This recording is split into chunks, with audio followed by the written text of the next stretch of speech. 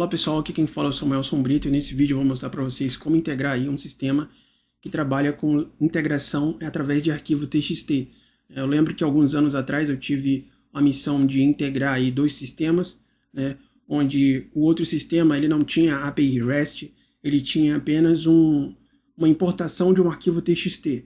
Né, e isso aí é muito conhecido como layout TXT.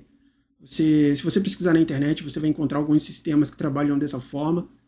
E eu deixei aqui como exemplo, eu criei um exemplo didático aqui no Miro, aqui para vocês terem uma visualização, né? Imagina que você tem dois sistemas, ó. O teu sistema é esse aqui, sistema eletrônico de ponto, sistema 1, ó. E nele você vai ter que exportar um arquivo TXT para esse outro sistema 2 aqui de folha de pagamento. Então, esse arquivo TXT ele tem um layout padrão. A gente precisa atender os requisitos desse layout para ele poder entender os dados que eu estou mandando para esse TXT, ele poder fazer a leitura e fazer aí o processamento desses dados. Por exemplo, o sistema eletrônico de ponto, o que ele faz? Ele grava a data e hora que o funcionário entrou, que o funcionário saiu, né, que o funcionário foi para o almoço, voltou do almoço, e ele pega esses dados e coloca nesse arquivo TXT, só que num padrão que o outro sistema espera, e esse outro sistema, que é o de folha de pagamento, ele vai ler esse arquivo e processar esses dados e aí montar o quê? As horas que ele está devendo lá, só que em reais, né? Ele vai pegar aquele valor em reais, fazer todo o processamento ali, quanto ele tem de hora extra, quanto ele trabalhou no mês, quanto ele atrasou, e no final aí tem toda a folha de pagamento para o funcionário aí receber o valor que ele trabalhou no mês, né? Então eu trouxe aqui um exemplo de documentação desse arquivo TXT, né, de como é que vai funcionar dentro dele. Você vai ter que usar aí uma linguagem de programação, Java, PHP, JavaScript, C#, para você montar esse layout, né? Mas o importante não é a linguagem, que o importante é você colocar no padrão que essa documentação está esperando. Por exemplo, aqui ó, eu coloquei aqui um tipo de cabeçalho, né? Por exemplo, ele vai pedir ó, que esses dígitos aqui da posição 1 até a posição 9, que vão ser o tamanho 9, ó, ele vai ser numérico e vai ter um valor padrão, que é esse 000 aqui. Tá vendo? Então ele coloca aqui nessa posição na primeira linha. Aí qual é esse verde aqui, ó? Ele é esse segundo, ó. Ele é da posição 10, só na posição 10. Ele é só um dígito, o tamanho é numérico e é para preencher como 1, tá? A documentação está pedindo isso, ó, preencha como 1. Por algum motivo lá interno do sistema lá, precisa colocar 1 aí. Aí aqui, ó, tá vendo? Tem a posição 3 aqui, ó, referência do campo 3. Tem que ficar o que na posição 11 e 11, né? Então você vai ter que colocar na posição 11, ó, onde é que ele tá? Aqui, ó, para ver, coloquei uma setinha aqui, ó. Posição 11, né? Então aqui é para dizer o tipo, ó. E ele só tem um dígito, é o tipo, ó. Se for 1, é CNPJ, se for 2, é CPF. Então aqui nesse caso é 1. 1 é CNPJ. Aí na posição 12 até a 25, são 14 dígitos, ó, numérico. E vai ter aqui, ó, o valor do CNPJ, né?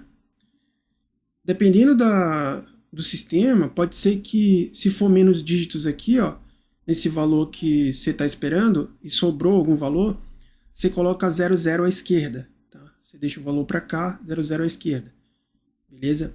Então, ou então ao contrário, né? Às vezes também tem esse esquema de botar o 00 no final. Vai depender muito aí do sistema, né? Das regras que os caras colocaram. Daí a tentativa e erro. Você vai testando até dar certo. Geralmente tem um padrão, tá? É que aqui eu fiz uma documentação bem simples para vocês entenderem aí como é que funciona esse esquema de documentação desses arquivos de layout TXT aí de integração. Aí imagina que a segunda informação, que seria a segunda linha desse arquivo TXT, ele vai ser esses dados aqui, ó, tá vendo? Então, NSR é um número sequencial aqui que vai ter aqui, ó. Por exemplo, aqui, ó, 0000, aí botou 1 aqui. Aí o próximo registro, que seria aqui nesse caso, que é marcação de ponto, seria todas que tem no banco de dados. Por exemplo, no banco de dados tem 100 batidas de ponto de cada dia. Aí você vai colocando uma embaixo da outra. Só que isso vai ser identificado que é uma marcação de ponto, porque aqui, ó, no tipo de registro 2, ó, esse tipo de registro 2, ele significa que ele é referente às marcações de ponto.